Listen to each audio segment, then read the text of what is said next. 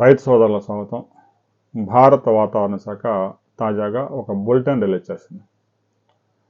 తాజాగా రిలీజ్ చేసిన వెదర్ రిపోర్ట్లో కీలక అంశాలు మనం పరిశీలించినట్లయితే రాబోయే 24 అవర్స్లో విజయనగరం, శ్రీకాకుళం, విశాఖపట్నం, ఉభయ గోదావరి, కృష్ణా, గుంటూరు జిల్లాల్లో మోస్తరు వర్షాలు నమోదయ్యే అవకాశం ఉంది.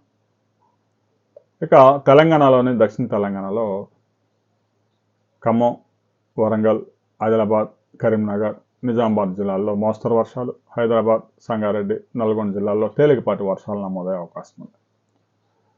గడిచిన 24 అవర్స్లో ఎన్టీఆర్ జిల్లా తిరువూరులో 10 మిల్లీమీటర్ల వర్షపాతం నమోదైంది. కొన్ని ప్రాంతాల్లో 4-5 మిల్లీమీటర్ల వర్షపాతాలు నమోదయ్యాయి. ఎక్కడా కూడా అతి భారీ వర్షాలు నమోదైన దాఖలాలు లేవు.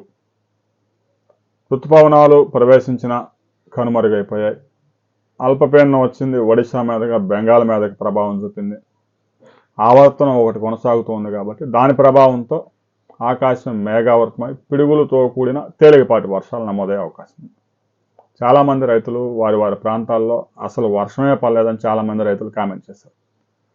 మా ప్రాంతంలో మంచి వర్షాలు నమోదయ్యాయి అని సమాచారం పంపించిన రైతు ఒక్కరు కూడా లేరు. అంటే 2 తెలుగు రాష్ట్రాల్లో ఎంత తీవ్రమైన కరువు పరిస్థితులు ఉన్నాయో అర్థం చేసుకోవచ్చు. వాతావరణ శాఖ కూడా తేలికపాటి నుంచి మోస్తరు వర్షాలు మాత్రమే చెప్తా ఉంది. ఎక్కడైనా 1-2 ప్రాంతాల్లో కొంచెం ఒక భారీ వర్షం నమోదైతే అవ్వచ్చు. గడిచిన 50 డేస్లో 2 తెలుగు రాష్ట్రాల్లో 56% పైగా లోటు వర్షపాతం నమోదైంది. మరో 10 రోజుల తర్వాత ఈ 2 నెలలకు సంబంధించిన రిపోర్టు కూడా IMD రిలీజ్ చేయబోతా ఉంది. ఆ తర్వాత మరిన్ని వివరాలతో మరో వీడియోలో మనం కలుసుకుందాం.